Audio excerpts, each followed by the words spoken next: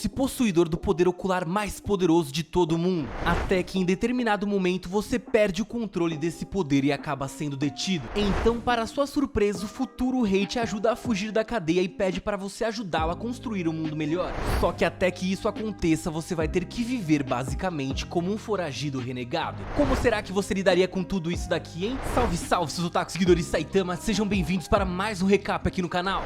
E hoje a gente vai falar de um anime que eu gosto muito chamado Densetsu no Yusha no Densetsu.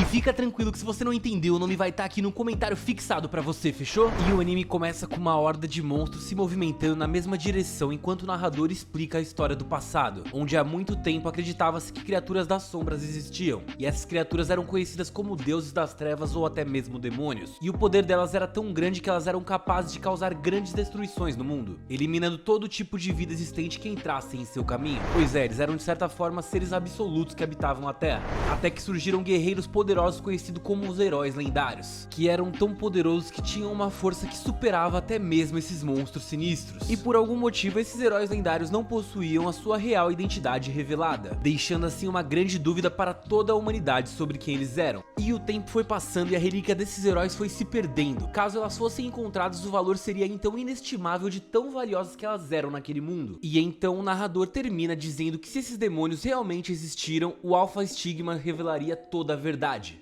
E nesse momento a gente vê um olho totalmente diferente possuindo uma estrela grande e diversas escritas à sua volta, tipo formando dois anéis de escrita. E além de tudo isso ainda tinha escrituras místicas em cada uma das pontas dessa estrela no olho. Então o cenário muda e vemos agora o portador desses olhos confrontando vários magos. E usando este olho lendário chamado Alpha Stigma, ele tá vendo as estatísticas para ver o quanto seus adversários são poderosos. Então os magos inimigos utilizam a magia Flare Burst ao mesmo tempo nesse momento. E vemos então o portador dos olhos utilizando a mesma magia, copiando a habilidade deles, e criando assim uma colisão gigante entre os ataques, mas que não acabou chegando a ferir nenhum dos oponentes neste combate. Naturalmente, isso deixou os magos bastante impressionados e curiosos para saber como aquele rapaz estava conseguindo usar toda aquela magia. E até que um desses magos vai então perceber que aquele jovem ali possuía o Alpha Stigma, que é esse olho lendário que a gente tá falando até agora, só para lembrar. E então o líder desses soldados ordena para que ninguém utilize nenhuma magia, ou ela seria simplesmente roubada por esse jovem. E então ele fica indignado por terem enviado um jovem possuidor do olho para enfrentá-los. E nesse momento a gente entende que o rapaz estava ali como um espião do país de Holland, com a intenção de iniciar um grande combate contra Nelfa, o país que ele estava naquele momento. E antes que o jovem possuidor dos olhos especiais conseguisse responder, uma mulher loira chamada Fairy surgiu ao seu lado. E ela diz que este soldado mago estava completamente enganado. Então ela aponta para o jovem ao seu lado e diz que um idiota como ele não seria capaz de espionar nada. Pois é, uma quebra de expectativa aqui do nada, né? O cara tava mandando bem contra um monte de soldados e depois ela chegou esculachando ele do nada. E então o protagonista dos olhos especiais diz que eles não estão ali para lutar e sim para procurar pelas relíquias dos heróis que tinham ficado ali em Nelfa. Só que nenhum desses soldados deu ouvido ao que eles estavam dizendo e simplesmente avançaram na direção deles com o intuito de acabar com tudo. E então, como respostas, a Ferris ataca eles utilizando a sua espada, cortando tudo muito facilmente. Ela até conseguiu cortar o elmo dos inimigos nesse momento, e com medo da força dela, eles simplesmente saíram correndo dali. E então Ferris diz para o seu companheiro Rainer que ele precisa ser mais sigiloso. E sim, Rainer é o nome do nosso protagonista, finalmente descobrimos. E assim ela evita passar informações sobre os seus objetivos, pois isso poderia causar grandes problemas para eles naquele momento.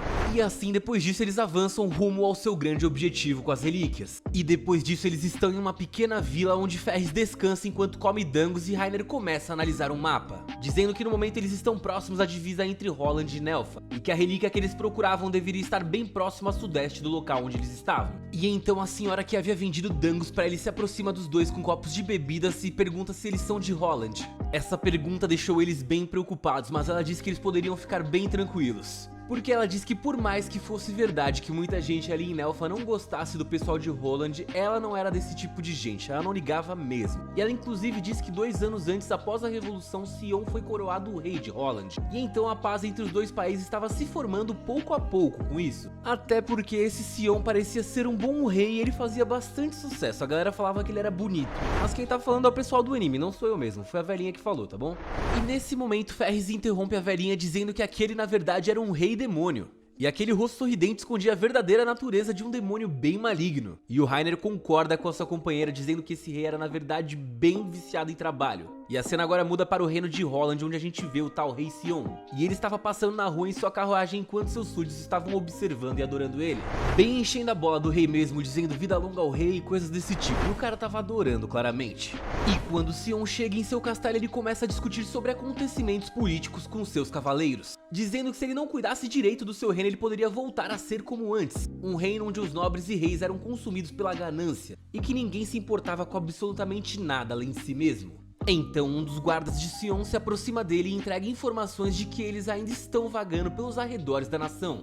E quando diz eles, ele está se referindo a Reiner e Ferris. E então o rei pergunta o que eles estariam fazendo naquele momento. E agora a cena muda novamente para Nelfa nas ruínas da floresta, onde Ferris pergunta para o seu companheiro se as relíquias estavam ali. E Reiner responde que se os seus cálculos estivessem corretos, elas deveriam estar ali. Só que logo depois que ele termina o raciocínio, Ferris caminha até um grande portão e tenta empurrá-lo. Só que não importa o que ela faça, ele não se move de jeito nenhum. Então Reiner toca o portão, ativando agora o seu Alpha Stigma. E mesmo com ele usando seus poderes oculares, é praticamente impossível conseguir abrir aquela fechadura. E então Ferris pega a sua espada e tenta cortar a porta, quase acertando o pescoço de Reiner no processo. Quase deu ruim, mas acabou dando certo porque a porta acabou sendo cortada no meio. E então, sem pensar duas vezes, eles entram dentro dessa construção sem perceber que havia um grupo observando eles ali. Só que através do seu poder ocular, Reiner consegue desativar todas as armadilhas daquele local. E enquanto eles adentravam o local, o grupo que estava perseguindo eles ativou outra armadilha descuidadosamente, fazendo com que as armadilhas próximas a Reiner e Ferris se ativassem também. E então, desesperada, a garota que estava seguindo eles corre na direção de Reiner para tentar ajudá-lo, mas novamente ela ativou uma armadilha. Só que Ferris destruiu as lanças que estavam prendendo o corpo de Reiner e avisou para ele correr. E enquanto se pendurava na parede com sua espada, o Reiner ficou confuso com a decisão da parceira. Só que ele percebe que uma grande onda de água estava se aproximando dele agora do nada. E acabou que não tinha mais tempo para ele pensar em outra solução e ele acabou sendo levado com as ondas. E agora temos um flashback. E nesse flashback vemos um garoto de Holland alguns anos atrás observando uma carruagem com o semblante do Conde Klausber passando por ele. E então, com uma lâmina em sua mão, ele vai até a carruagem e tenta buscar uma garota chamada Slina. Quando ele quebra a janela para ver quem estava na carruagem, ele acaba se deparando com o rei Sion. E logo depois de avistar o rei, ele acaba sendo jogado no chão por um dos soldados do rei. E ele percebe então que seu objetivo de salvar a sua irmã havia acabado. Pois é, essa garota chamada Slina na verdade era a irmã dele, aparentemente.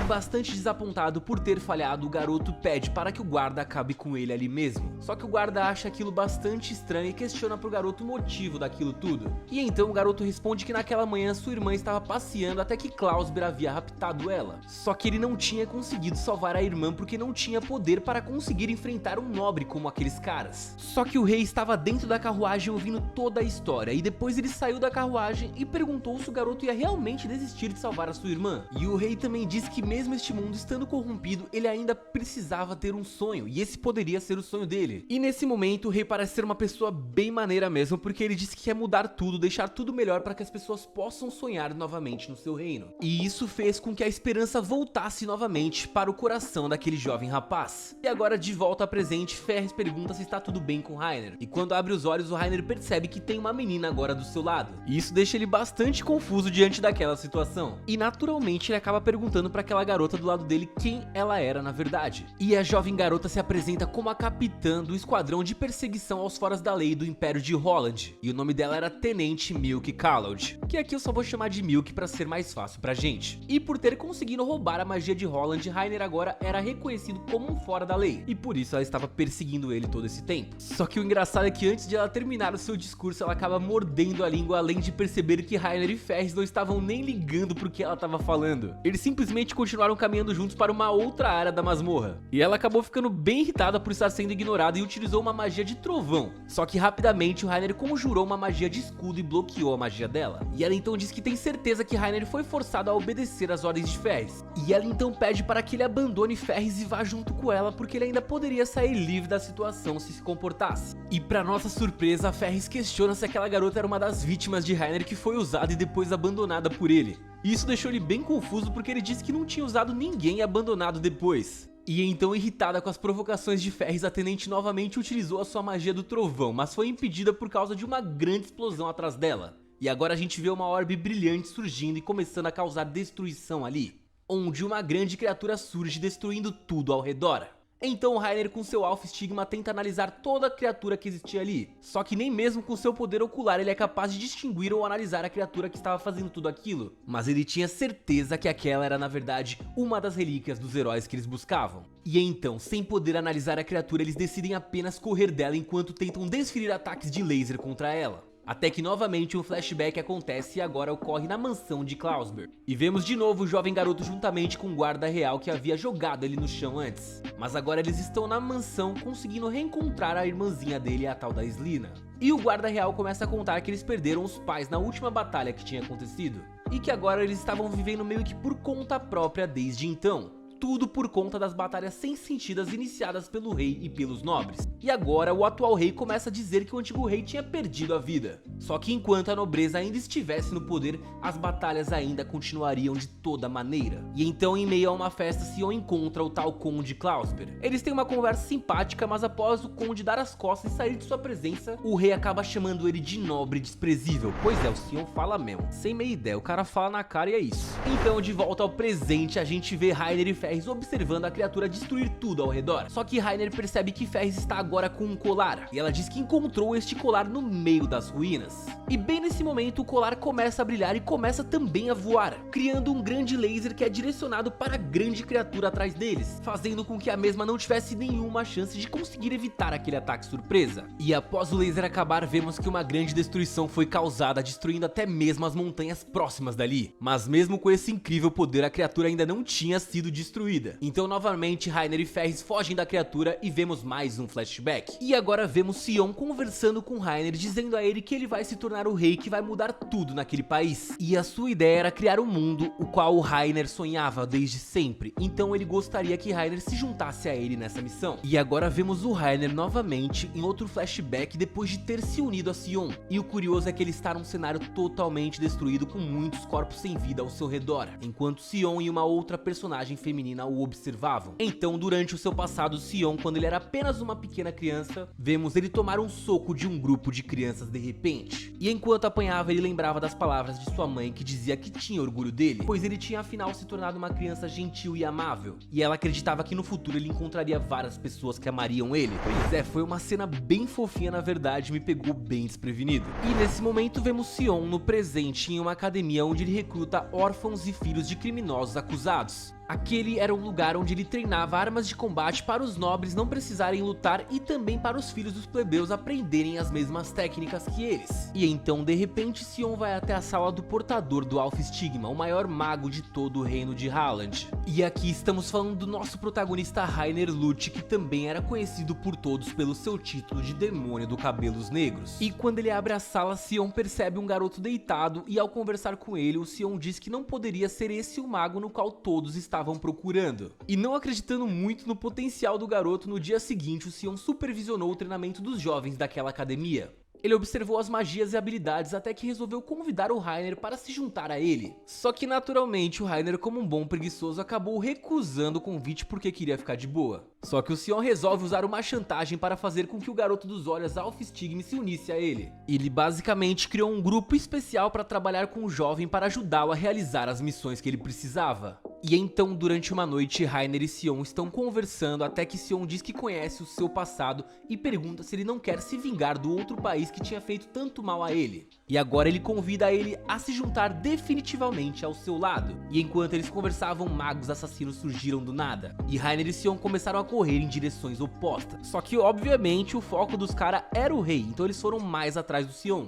E não demora muito, os caçadores conseguem encurralar o rei, só que nesse momento, felizmente, Ferris surge e salva a vida do rei. E então, após alguns acontecimentos, eles descobrem que os inimigos de Istanbul iriam em breve confrontá-los para tentar tirar a vida de Sion e destruir todo aquele reino. Então o Sion com seu grupo começou a planejar estratégias para detê-los. Enquanto estavam em um local com um gramado alto, os magos de Istanbul começaram a tirar a vida de vários jovens magos. E Sion e Reiner ficaram bastante frustrados em ver tudo aquilo e decidiram enfrentá-los. Então Reiner consegue copiar algumas magias e derrotar alguns desses magos de Istanbul. Só que ele acaba sendo derrotado e Sion fica novamente encurralado pelos inimigos. E bem nesse momento, Sion acaba sendo bastante judiado e de repente surge uma voz na mente de Reiner. Uma voz que fez ele despertar um poder terrível que ele não imaginava que tinha. Então de repente os magos inimigos à sua volta tiveram todas as suas vidas tiradas rapidamente. E isso aconteceu por uma nova personalidade do Reiner. Sendo que neste estado era como se uma divindade estivesse falando no lugar dele, demonstrando poderes nunca antes vistos através dos seus olhos. E despedaçando, furando e tornando a carne dos seus inimigos em absolutamente nada, criando simplesmente um cenário de caos e destruição em todo o seu redor, o Reiner se aproxima então dos seus aliados para até tentar atacá-los. Só que nessa hora o Sion consegue fechar os olhos dele, fazendo com que ele volte à consciência. E depois de todo esse massacre, Reiner é capturado e eles pegam pesado com ele. Só que o Sion vai até ele e dá a ele uma forma de fugir da prisão. Pois é, ele tinha sido julgado culpado, mas até o rei estava do lado dele. E ele disse que naquele momento ele ainda não era o rei, porque ele não era mesmo. Só que quando ele conseguisse se tornar, ele iria mudar aquele reino por completo e limparia também o nome de Reiner. E vemos que um tempo após esses acontecimentos, Sion recebeu um convite para a mansão de Aerys. E lá ele conheceu Lucille Aerys, o líder da família Aerys. E esse tal Lucille diz que chamou ele para conhecer melhor e entender a maneira na qual o Sion pensava. Porque caso ele não gostasse dos pensamentos do Sion, ele iria acabar com o Sion ali mesmo. E enquanto isso, Reiner começava o seu plano para sair daquela cadeia. E após a ajuda de um aliado, ele é libertado e levado até Ferris. E os dois acabam se desentendendo e acabam lutando, mas não sendo uma luta assim muito séria, apenas uma luta avaliativa para ver o poder um do outro. E até que eles chegam em um castelo onde o Sion estava finalmente. E então Sion, Reiner e Ferris começam a planejar como eles vão mudar aquele mundo, onde eles buscam agora alternativas nas quais poderão evitar com que outro reino renasça. Pelo menos renasça como um reino justo para independente da classe social. Basicamente eles estão buscando tornar o mundo um lugar melhor e o protagonista saiu da cadeia com a ajuda do futuro rei. E eu sinceramente achei isso daqui muito massa. E bem, o anime vai começar com essa gracinha que fez você clicar aqui no vídeo, eu tenho certeza. Pois é, e saiba que além de tudo que ela oferece em termos visuais, ela também tem grandes poderes. Inclusive a gente vai ver ela invadindo um prédio logo no começo do anime. Um prédio onde o nosso protagonista está ali com o seu colega de quarto. E eu devo dizer aqui que ninguém respeita o cara mesmo. Inclusive quando a energia cai logo depois que a menina invade o prédio, quem mandam pra ver o que tá acontecendo? Exatamente ele, porque é o mais inútil, ninguém respeita e ele não faria falta nenhuma caso fosse alguma coisa séria. E você pode até achar que eu tô pegando pesado com o cara, mas o nível do sujeito é o seguinte: ele vai chegar e vai ver uma porta que teve o cadeado quebrado e vai simplesmente se perguntar: será que alguém entrou aqui, algum ladrão? E com certeza não, aposto que foi uma pessoa que já morava por ali, tinha a chave, mas por emoção preferiu quebrar o cadeado. O cara é simplesmente um gênio. E enquanto isso, a nossa gracinha vai estar subindo aos céus, e eu tô dizendo literalmente. Pois é, eu falei que ela era extraordinária e agora veja ela subindo aos céus. Igualzinho um anjo, não é mesmo? Mas para acabar com toda a nossa graça e esse momento tão esplêndido que recebemos dos deuses, o nosso protagonista vai chegar no telhado e vai ver a garota voando e obviamente ele não vai entender nada do que tá acontecendo. E ela vai ficar muito espantada ao vê-lo porque o cara não serve pra nada. Pois é, e distraída com um animal à sua frente, ela vai de repente ser atingida por um raio. E aí, fala a verdade, você ainda acha que eu tô pegando pesado com o protagonista até aqui? Mas segura um pouquinho que essa história vai mudar agora. Naturalmente, depois de ser atingida por um raio, ela vai cair ali no terraço. E então o nosso herói, jurando que não quer se aproveitar do momento, vai lá e decide reanimá-la da maneira mais conveniente possível, obviamente, usando os seus lábios. E bem, é a partir daqui que a história vai começar a ficar interessante e esse cara vai ganhar uma relevância, pois além de ter roubado o primeiro beijo dela, ele também roubou a sua habilidade e seus poderes espirituais. E aí ela vai levantar realmente sem entender nada do que aconteceu, vai dar um belo de um tapa na cara que foi muito merecido, vamos dizer, e aí eles vão se separar. Ele vai passar mal, vai ter febre a noite inteira, porque ele,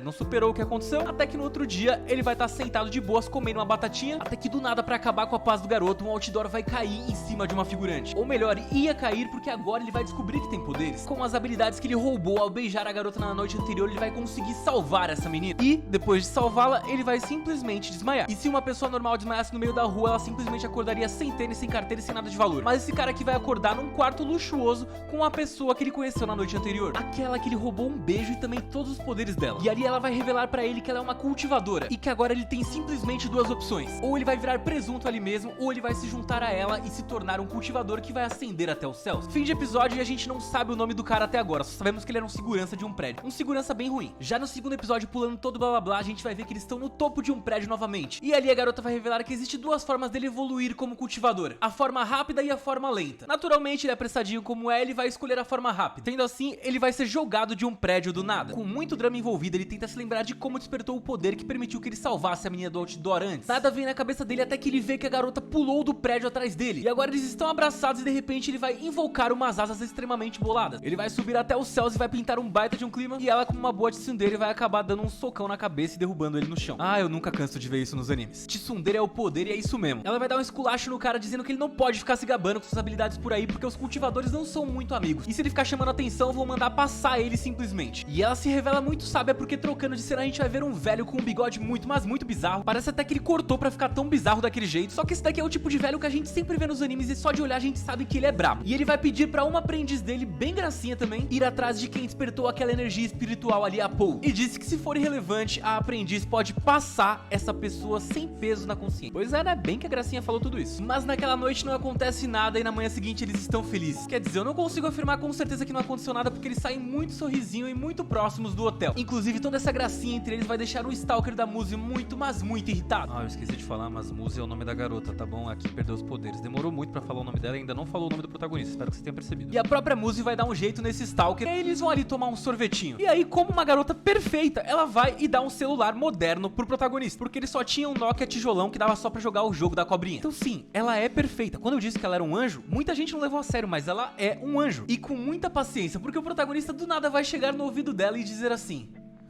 ei, vamos fazer aquilo hoje à noite? Simplesmente ele chegou no ouvido dela e perguntou: ei, vamos fazer aquilo hoje à noite? Aquilo mesmo. E isso gera uma expectativa que pode levar alguém ao banheiro de repente. E o pior é que ela não dá de fato um fora nele. Só que aparentemente não vai rolar, porque quando escurece a gente vê que a aprendiz daquele velho boladão começou a sua caçada pra encontrar o nosso casal. Fim de episódio e agora vamos finalmente ter um pouquinho mais de ação. E no começo do outro episódio vamos ver que a gracinha que serve o velho boladão está atrás do casal. E ela não consegue encontrá-los, então ela decide apelar. E quando eu digo apelar é que ela decide mandar fotos picantes pra pessoas aleatórias, pensando que assim o cara vai ver a foto dela e vai atrás dela. E ela ia saber quem era o cara porque ele teria energia espiritual. Plano simplesmente brilhante, não é verdade? E obviamente não vai dar certo, porque por mais que ela seja muito gracinha, o cara já tá com a outra, que é muito melhor, vamos falar a verdade. Mas nem foi isso que aconteceu. Tem muita gente na cidade e a chance de se encontrar era mínima mesmo. Mas as ideias geniais dela não pararam por aí. Ela então decidiu que o cara talvez gostasse de caras também. Então ela foi e criou um perfil como se ela fosse um cara, decidida a atraí-lo com fotos dela de novo, só que agora como garoto. E o mais bizarro é que vocês lembram que eu falei que o protagonista tinha um colega de quarto? Pois é, o colega de quarto dele curte. E no meio da noite, o colega de quarto do protagonista vai marcar um encontro com esse garotinho. E aqui ele está num feitiço de hipnose, e eu digo literalmente. Naturalmente, o protagonista vai saber que isso não é nada bom e ele vai acompanhar o seu colega, indo na sombra sem querer se envolver muito com a batalha de Hashi que tá pra rolar ali a pouco, mas ele acompanha porque ele é um bom amigo, afinal de contas. E aí, acontece o encontro. A gracinha vai encontrar o colega de quarto do protagonista, vai sacar que ele não tem energia espiritual nenhuma. Como ela é poucas ideias, ela vai dar um soco no cara que vai sair voando longe. E aí o nosso protagonista vai entrar em cena e salvar o cara com suas asas de anjo. E aí ela vai encontrar quem ela queria com a energia espiritual. E aqui a gente finalmente vai descobrir o nome do protagonista, que é Mausu Oshiyama, que aqui eu vou chamar só de Ma, porque é impossível pronunciar esse nome. E enfim, a aprendiz do velho sábio vai jogar um feitiço de hipnose no protagonista agora, o mesmo que ela usou pra deixar o amigo dele fã de Hashi hipnotizado. E agora ele só fica pensando nela. Inclusive ele vai até um terraço, porque tudo nesse anime acontece no terraço, pra se encontrar com ela. E ele tá tão hipnotizado que pede ela em casamento. É sério, é um feitiço de hipnose mesmo. E depois disso, como se não pudesse ficar mais estranho, ele ainda vai perder as calças no meio da briga. Mas a Muse vai chegar pra resolver tudo. Só que ela não fica nem um pouco feliz em saber que ele pediu a outra garota em casamento, e que pra deixar tudo mais estranho, ele tá ali sem calças. E de novo, sendo uma boa tsundere, ela literalmente faz ele se ajoelhar, dizendo que vai cuidar daquela outra garota e que depois vai dar um jeito nele também. Sinceramente, Muse, você só fica mais incrível a cada minuto desse anime. E assim acabamos o episódio 3. E finalmente no episódio 4 a gente vai ter o tipo de batalha que eu mais gosto, onde o protagonista tá ali parado e deixa a mulherada resolver as coisas na mão. E na luta das garotas acontece tudo da melhor maneira possível. Além de elas serem muito poderosas, também tem ângulos privilegiados e muita roupa rasgada, que dá uma emoção muito melhor pra ver a luta. E enquanto isso, o protagonista tá ali ajoelhado sem fazer nada, até que a Muse vai mandar ele fugir dali. E ele, como um bom homem, vai sair fugindo dali mesmo, deixando ela se virar. Só que a garota que a Muse tá lutando é uma cultivadora muito mais forte do que ela. Então ela já meio que sacou que não tinha chance. Ela só queria salvar o protagonista e ele meio que topou, né? Saiu correndo. Um corte rápido, a gente vai ver o velho do bigode mais bizarro do mundo falando que quer o sangue dos novos cultivadores. E aí a gente volta pra luta, porque esse velho até então não foi nada relevante. Numa animação que me surpreendeu muito, a gente vai continuar vendo a batalha delas. Mas o auge chega quando a adversária está pra dar o golpe final na nossa Muse. E eu digo nossa porque ela não pertence ao protagonista, ela pertence a quem tá vendo esse vídeo. Então vai, deixa o like aí. Enfim, quando a Muse tá pra levar o golpe final da adversária, aí o Yanxiong, não sei falar o nome, voltou e tomou vergonha na cara. E recebeu o golpe final por ela. Pois é, depois de muita roupa rasgada e muito ângulo privilegiado, ele tomou o golpe final. E a partir desse momento ele é levado pra uma outra dimensão, onde ele vai se encontrar com um ancestral da Muse, que aqui o protagonista vai contar uma mentirinha dizendo que é o marido da Muse, mas eu não vi nenhum pedido de casamento entre eles aqui. E o ancestral dela vai emprestar o poder. Dá pra ver que ele tem cabelo branco e é extremamente boladão. Porque cabelo branco em anime significa isso. O cara é azedo. Azedo no bom sentido, se existe isso. Enfim, agora o protagonista recebeu o poder desse cultivador antigo. O cara que forjou a espada que a Muse tava usando enquanto lutava. Então o cara, além de ter cabelo branco e ser um cara ancestral, ele forjou uma espada. E é bonitão. Ou seja, o cara é muito OP. E agora quem tá com o poder dele é o nosso protagonista, que graças a isso vai recuperar as suas forças e vai conseguir se levantar, pronto pra proteger a Muse do ataque final que ela estava pra receber. E com uma transformação, com os cabelos bem longos e numa nova pose muito, mas muito mais overpower. E agora eu acho que vamos ter uma luta bem mais balanceada, porque antes eles não estavam no nível da adversária. O anime inicia em uma cidade quando algo repentino acontece em um dos prédios. Vemos então um garoto completamente exausto se aproximando de uma zona de paradoxo que estava se expandindo. De repente, uma criatura sai dessa zona, então o garoto ativa uma transformação e consegue facilmente destruir essa criatura. E isso acabou causando também uma grande explosão. Então percebemos que esse acontecimento ocorreu 2 anos antes do tempo atual do anime. E nós estávamos assistindo a este ocorrido através de um tablet que estava nas mãos do nosso protagonista chamado Tsuguri.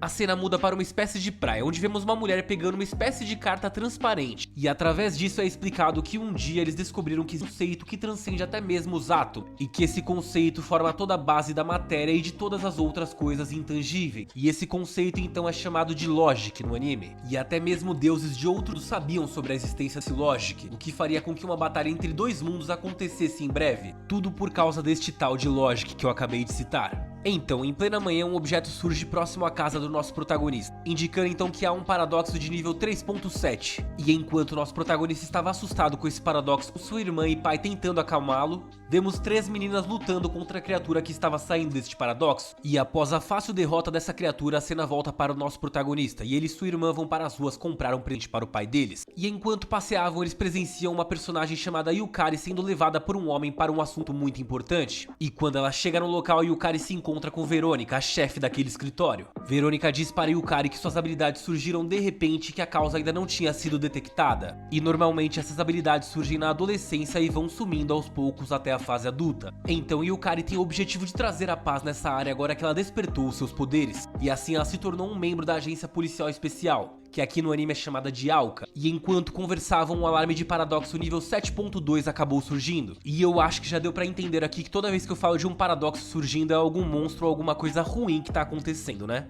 E voltando para o protagonista que estava comprando roupas juntamente com sua irmã, um paradoxo surge bem próximo a ele. E as pessoas começam a evacuar, mas o protagonista ainda fica no local, tentando ajudar uma pequena criança que havia caído próximo ao monstro. Tsuguri então pede para que sua irmã cuide da pequena criança enquanto ele vai dar um jeito na criatura folgada. E através de algumas provocações, Tsurugi consegue atrair a atenção da criatura até que ele encontra uma menina que segura em sua mão. E ela corre com ele até a parte superior do shopping. Novamente, as 3 meninas com habilidades surgem para enfrentar aquele monstro. E durante o combate, a grande criatura fica pequena e consegue escapar. Então, sem ter outra escolha, elas acabam fechando o portal e voltam para a agência. E o protagonista segue a menina que havia salvado ele antes. E ele aproveita para questionar se ela era mesmo daquele mundo. Então ela confirma e diz se chamar Athena e diz também que foi para aquele mundo apenas para encontrá-lo. Athena revela que veio para este mundo para protegê-lo dos deuses do mal. E ela inclusive entrega para ele um Logic Card que estava perdido. E ela também revela que procurou o Logic Card dele para que pudesse lutar ao seu lado. E antes que ele pudesse pegar o card, sua irmã aparece e tenta impedi-lo. Então eles ouvem a sirene que indicava que a criatura tinha surgido novamente. E nessa hora o protagonista pega o card e vai até o local junto com Athena. Eles entram em uma espécie de carro futurista enquanto Athena dizia que escolheu o protagonista por causa do incidente em Hong Kong, onde mesmo estando em dificuldade o protagonista não abandonou nenhuma vida, estando até mesmo disposto para sacrificar a própria vida para que as criaturas não conseguissem tirar mais nenhuma vida. Então por esse motivo ela desejava salvar as pessoas junto com ele. Neste momento Tsurugi coloca o card em seu peito e faz aliança com Athena, obtendo então o seu poder.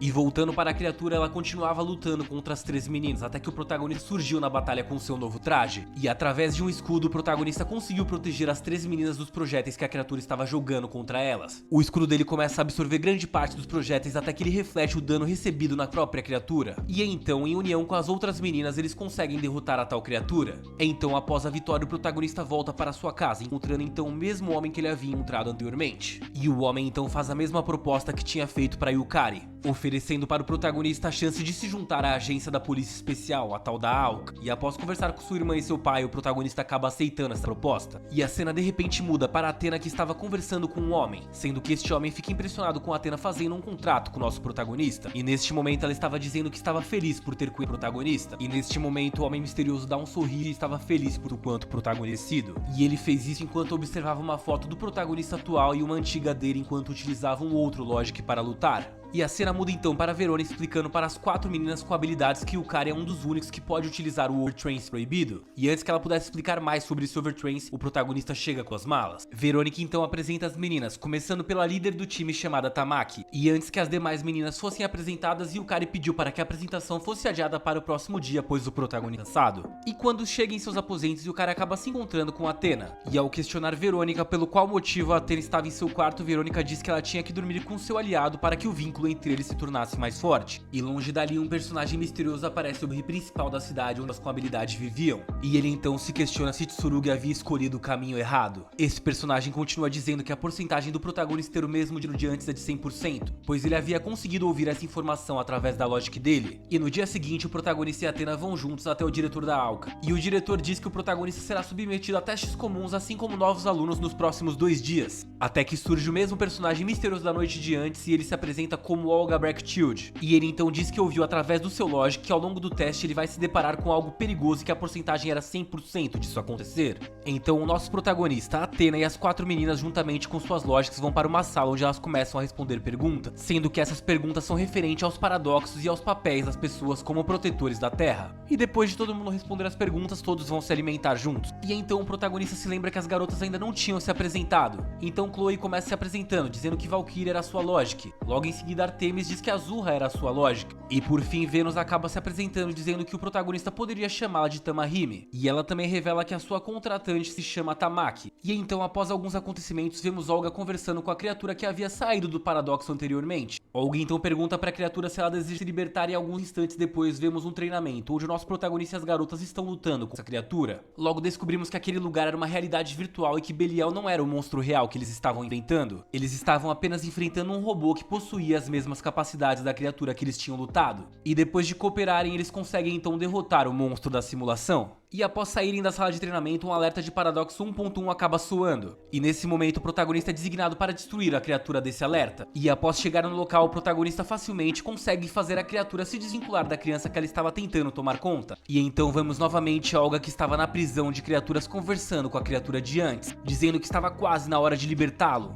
Até que bem nesse momento o protagonista surge na sua frente e questiona o que Olga pretendia fazer com aquela criatura. Athena diz pra ele então que Olga é na verdade um Logicalist e ao mesmo tempo não é. Ou seja, Olga não possui nenhum contrato, e durante 2 dias ele estava tentando convencer Belial para fazer contrato com ele, só que ele ainda não tinha tido sucesso até aquele momento. E Olga então diz que está em busca do contratante supremo, e desse jeito ele sai da presença dos outros. Alguns momentos depois, o diretor da Alka convoca Tamaki e o protagonista para ter uma conversa, dizendo que após a avaliação da missão, o protagonista seria o novo líder daquela equipe. Isso deixou Tamaki bastante irritada, mas ela aceitou a decisão do diretor. No dia seguinte, o protagonista vai até Verônica conversar com ela a respeito de Tamaki, e Verônica então começa a contar sobre o passado e os objetivos dela. E enquanto conversavam, 2 presenças de Forner foram detectadas no distrito sul da cidade, indicando então um paradoxo nível 4.0 e 4.2. Então o protagonista é mandado para lutar contra essas 2 criaturas, e o time é dividido em 2, o primeiro grupo composto por Tamaki e o protagonista, segundo por Chloe e Mana. E para nossa surpresa, o segundo grupo conseguiu vencer o inimigo com uma dificuldade mediana, enquanto o primeiro grupo acabou deixando a criatura fugir. E após algum tempo, a criatura acaba sendo encontrada e o protagonista e Verônica juntamente com Nemesis vão cuidar desse inimigo. E quando eles chegam no local, Verônica começa a lutar contra a criatura enquanto o protagonista dá apoio para ela. Verônica possui o total controle sobre o combate, mas ao longo dessa batalha muitos cidadãos foram feridos, então a Tamaki vai atrás deles para tentar ajudá-los. E ao chegar na batalha, a criatura tenta se desprender do humano a qual ele estava preso para tentar se unir a outro, para assim recuperar suas forças. Porque vamos dizer assim, o outro já estava um pouquinho gasto, ela queria outro mais novinho. Só que a Tamaki aparece bem na hora e impede que isso aconteça, derrotando a criatura de uma vez. Então algum tempo depois, mas ainda na mesma noite, um paradoxo nível 9.8 surgiu na Zona 1, um paradoxo de rank SS, mas ele sumiu no mesmo momento. Athena então sai do prédio correndo até que encontra uma pessoa familiar, e ela chama essa pessoa assim de Lucy. Athena pergunta o que ele estava fazendo ali, ele então responde dizendo que não tem mais lugar para ele lá, então ele decidiu ir para este lugar,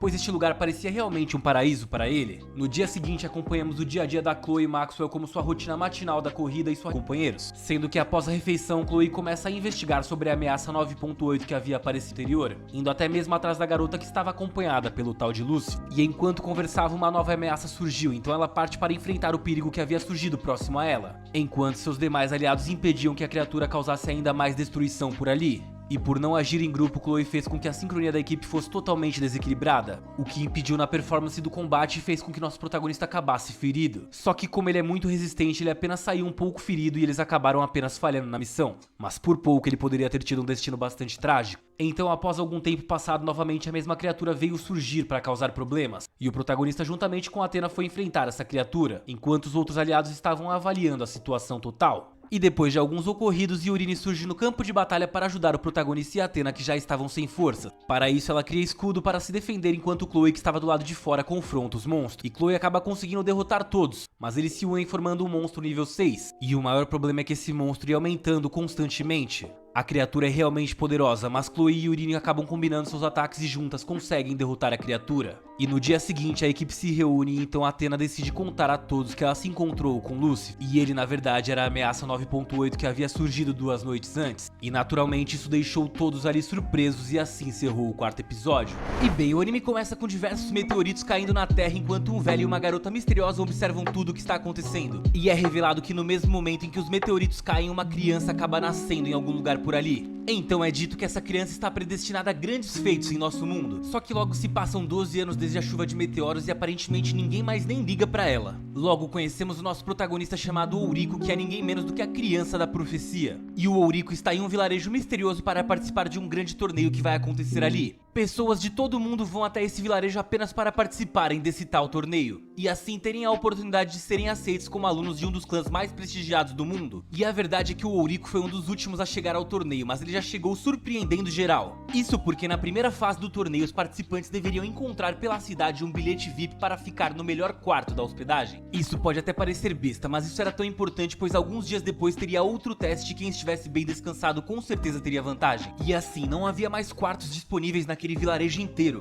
Então a única chance de ter um bom descanso estava no quarto VIP do tal bilhete dourado. E adivinhem quem achou o tal do bilhete? Isso mesmo, o nosso protagonista Ouriko. E o melhor de tudo é que ele conseguiu o bilhete de um velho aleatório após dar algumas dicas pra ele de como conversar com uma garota. Pois é, o protagonismo acabou brilhando bem cedo aqui pro Ouriko. E com isso ele até ganhou um fã por ter conseguido esse tal bilhete. E digo isso porque um dos competidores fez questão de ir até o quarto do Ouriko só pra saber como ele tinha conseguido o tal bilhete. Ele esperava ouvir uma história grandiosa e o protagonista, percebendo isso, conseguiu tirar proveito da situação. Ele disse que só contaria a verdade se o garoto aceitasse fazer tudo o que ele quisesse por um dia inteiro. E movido pela curiosidade, o jovem que descobrimos se chamar Kai aceitou essa condição. E ele ficou bastante surpreso ao ouvir que quem deu o bilhete pro Ouriko foi um velho qualquer que estava na entrada da cidade. Afinal, o velho estava falando com todos os competidores que estavam chegando ali, só que ninguém dava a devida atenção pro que ele estava falando. O Ouriko foi o único que se interessou em ouvir o problema do velho e por isso foi premiado por ele. Então o protagonista não foi premiado pela sua sorte, mas sim por ter sido bondoso e caridoso com o velho. Enfim, no dia seguinte o Ouriko faz uma nova boa ação e ajuda a gerente da hospedagem chamada Rei. E ele ajuda ela a vender um monte de nabo com a ajuda de sua serviçal chamada Oshumi. E sim, o protagonista é tão brabo que ele tem uma serviçal e ele ajudou a gerente a vender nabo. E para fazer isso ele inventou uma história maluca dizendo que quem comprasse aqueles nabos iria ganhar vantagem no torneio. A história era bastante esquisita, mas como todo mundo reconheceu o Ouriko pelo bilhete premiado, as pessoas acabaram acreditando nele e compraram todos os vegetais da gerente. E como forma de agradecimento ela concorda em cozinhar para o Ouriko durante o torneio, e presenteia ele com uma pequena bolsa com uma chave dourada e um pouco de ouro dentro. E isso vai acabar sendo bastante útil para ele na próxima fase do torneio. E digo isso porque a próxima fase consiste em simplesmente atravessar uma ponte de ouro. O Ouriko começa essa missão junto com o Kai e também com a sua serviçal Oshumi, sendo que no meio da travessia da ponte os participantes deveriam usar uma máquina que converte elementos para converter ouro em água. Então o Ouriko já estava na vantagem, pois a gerente que ele ajudou já sabia sobre a prova e por isso deixou um pouco de ouro com ele. Tava bem tranquilo para ele e seus companheiros cumprirem aquele desafio, mas de repente um garoto descuidado transformou toda a ponte de ouro em água por acidente. E devido a isso vários participantes acabaram caindo da ponte e foram desclassificados do torneio. Por sorte sorte, o Ouriko pensou rápido e conseguiu salvar a si e aos seus companheiros também. O problema é que no meio da confusão, a Oshumi deixou cair a bolsa de dinheiro do Ouriko na ponte. E eu me pergunto aqui o que será que ela estava fazendo com essa bolsa, porque eu não lembro dele ter entregado isso pra ela. Mas o protagonista nem percebeu isso e apesar de tudo, o cara brilhou logo de primeira no primeiro episódio. Tudo normal até aí, mas vemos no finalzinho do episódio que ele está sendo observado durante todo o teste por uma mulher misteriosa através de uma penseira mágica. E bem, o primeiro episódio então se encerra com esse mistério. O que será que essa mulher pode querer com o Ouriko? E no começo do episódio seguinte, vemos que após atravessar a ponte, o Ouriko conseguiu chegar a um vilarejo misterioso junto com Kai e Oshumi. E para entrar nesse vilarejo, eles precisam pagar uma espécie de pedágio entregando a água que eles tinham conseguido pegar na ponte. Eles são os primeiros competidores a chegarem ali e são os únicos que chegaram com água o suficiente para serem recompensados. Então, mesmo quando os outros competidores chegam, apenas o grupo do Ouriko recebe como recompensa um enorme banquete. Durante o jantar, então, percebemos que todos os competidores ali são de famílias nobres, com exceção, é claro, do Ouriko e da sua serviçal. O Ouriko fica um pouco incomodado ao saber disso, mas ele sabe que pode se garantir sozinho, então acaba deixando isso pra lá. Bom, no dia seguinte o vilarejo está bastante tranquilo e os competidores começam a se perguntar o que precisam fazer para avançar no torneio. Afinal, nenhum morador do vilarejo dá nenhuma dica sobre a disputa. E o primeiro a notar que eles estavam presos ali foi o próprio Ouriko. E ele também descobriu que para sair, primeiramente eles teriam que conquistar a confiança dos moradores. Então corta e numa cena rápida vemos a mulher misteriosa que estava observando o Ouriko da penseira mágica simplesmente revelar para dois velhos sábios que o vencedor daquele torneio seria aquele com um bom coração. Alguém capaz de conversar com todas as pessoas e conseguir a união de diferentes famílias e clãs. Então mais uma vez vemos que o Ouriko estava certo sobre tudo. O cara é verdadeiramente um gênio e desde o começo, quando ele tratou bem o velhinho, ele já estava no caminho certo. Então o Ouriko compartilhou a sua descoberta com o grupo e graças a isso o Kai foi o primeiro candidato a conseguir a confiança do prefeito. E com isso o Kai recebeu a permissão do prefeito para sair do vilarejo em direção à próxima fase. Mas antes de avançar, o Kai compartilha com o Ouriko que descobriu que a Oshumi tinha deixado cair a bolsa de dinheiro dele na ponte. E o Kai compartilhou isso porque ficou desconfiado de que a Oshumi poderia estar planejando trair o Ouriko. Afinal, como eu disse, o Ouriko não tinha dado aquela bolsa para ela, então ela tinha pego por conta própria. E bem, apesar do protagonista estar com Oshumi há bastante tempo, aparentemente isso se confirma no final do episódio, pois após o Kai ter avançado, quando vemos Ouriko e Oshumi conversando, ela age naturalmente, diz que tinha completado aquela fase e estava pronta para avançar também. E até aí nada de errado estava acontecendo, porém logo que tem a chance ela pega a bolsa de dinheiro do Ouriko e foge dele, dando um sorriso bem maldoso antes de fazer isso. O episódio então se encerra com Ouriko se lamentando pela traição de Oshumi, e ele então revela que por ter fugido ela não teria a chance de ver a execução perfeita que ele estava prestes a fazer naquela fase. Afinal, apesar de ter ajudado todo mundo ali, ele ainda não tinha concluído a sua missão. E no começo do episódio 3 vemos que essa tal execução perfeita que ele falava é na verdade cumprir uma missão com cada morador do vilarejo. Como eu disse, o Kai tinha conseguido avançar por ter agradado o perfeito e esse era o segredo. Mas o Ouriko então se perguntou em que nível ele poderia chegar se agradasse todo mundo ali no vilarejo. Isso deu bastante trabalho, até mesmo pra ele que era um gênio, as coisas pareceram em alguns momentos bastante confusas. Só que ele acabou dando um jeito em tudo como sempre. E após agradar a todos, por último ele tratou com uma ninja misteriosa que só aparecia quando rolava alguma confusão. Ela era uma espécie de guardião, vamos dizer, e só aparecia pra resolver alguma briga quando acontecia. O Ouriko foi o único que se lembrou dela e no final das contas a ninja misteriosa era simplesmente a gerente da hospedagem do primeiro episódio. E o Ouriko conseguiu cumprir a sua missão com ela após devolver a chave que ela mesma tinha entregado pra ele no começo do anime. Depois disso, o Ouriko conseguiu concluir o seu teste como recompensa por ter praticamente feito tudo perfeito. Ele ganhou o direito de abrir um baú misterioso e recebeu então botas de super velocidade e também uma adaga lendária. Então esses itens insanos foram logo adicionados ao inventário dele. E após receber os seus itens, ele conseguiu alcançar os outros participantes do torneio rapidamente, sendo que todos tinham partido muito antes dele. E assim ele reencontrou o Kai e a garota traidora também. E todos estão tendo problemas para enfrentar um monstro gigantesco no meio de uma nevasca. E através da penseira, os sábios e a mulher misteriosa que descobrimos ser a idealizadora de todo aquele torneio observam tudo o que está acontecendo com atenção. E então, no final do episódio, vemos Ouriko com sua nova adaga pronto para entrar em ação contra o monstro que estava incomodando a todos. E no começo do episódio 4, vimos que o Ouriko cumpriu as expectativas e venceu o monstro sem grandes dificuldades. Lembrando que todos os outros concorrentes estavam tentando vencer o monstro juntos, mas ainda assim não conseguiram. E aí o Ouriko foi lá sozinho e simplesmente venceu o bichão em alguns instantes. E depois da vitória do Ouriko, a neve simplesmente desapareceu e todos os participantes estavam agora em um lugar completamente diferente de antes. E vemos que infelizmente para vencer o monstro, o Ouriko acabou quebrando a espada lendária que tinha recebido como recompensa no baú. Então talvez ela não era tão lendária assim. assim, afinal, porque quebrou meio que fácil. Enfim, de repente aparecem ali alguns dos anciãos que estavam acompanhando o teste na penseira. Eles finalmente se encontram com os participantes e revelam que então todos ali tinham passado no teste. Afinal de contas, o Eurico simplesmente quebrou o teste e fez tudo sozinho. Então ninguém acabou sendo eliminado porque ninguém precisou fazer alguma coisa além dele. E ao ouvir isso, todo mundo ficou bastante animado, acreditando que seriam todos aceitos como discípulos. Só que o ancião logo desanima a todos eles ali. Ele diz que não podem aceitar todos e para decidir aqueles que serão aceitos ele convoca uma fase adicional, onde todos os anciãos irão votar para que apenas 3 alunos sejam os escolhidos finais. E é agora que vai começar toda a confusão, na verdade. Os competidores logo começam a se apresentar um por um para mostrar todo o seu poder potencial para os anciãos. E o poder do Eurico deixa todos os anciãos simplesmente perplexos. Ele tinha um poder de uma alma que aparecia apenas a cada 1000 anos. Então o nível de poder dele era literalmente lendário e nunca tinha sido visto antes por aqueles anciãos. E por mais que não se comparasse ao Eurico, o Kai também tinha um nível de poder bastante interessante que chamou a atenção de todo mundo. E aí vem o grande problema, porque os dois não foram escolhidos apesar dos seus altos níveis. O Eurico foi claramente sabotado pelos anciãos que temiam o poder dele. Sendo assim, outros 3 caras aleatórios que nem teriam completado as provas se não fosse pela ajuda do Eurico foram selecionados no lugar deles. Pois é, eu tô dizendo que o cara foi sabotado mesmo, porque o poder dele assustou todo mundo e é isso que eu acho. Tanto que no final das contas o poder do Eurico é muito grande pra ser ignorado. E ele então exige ser treinado para ser o sucessor de um daqueles anciãos. Pois é, isso é muito mais brabo do que ser apenas um discípulo. E para nossa surpresa, ele acaba sendo escolhido para ser treinado pela mulher incrivelmente linda que tinha criado todos aqueles jogos. Eles fazem um acordo e ela se compromete a se tornar a sensei dele para que ele aprenda a usar todo o seu poder. Então o episódio se encerra com os dois saindo juntos para ir até a casa dela, onde ela vai ensinar umas coisinhas para o Eurico. O que será que ele foi aprender na casa dela, não é verdade? Mas é assim que vai acabando o nosso recap. Se você gostou de Reikenzan, deixa o like aqui pra eu saber se eu devo trazer uma parte 2 ou não. Ou melhor dizendo, comenta aqui embaixo se você quer mesmo que eu traga uma parte 2. Mas enfim, espero que você tenha gostado, se inscreve, deixa o like e até o próximo vídeo. Valeu!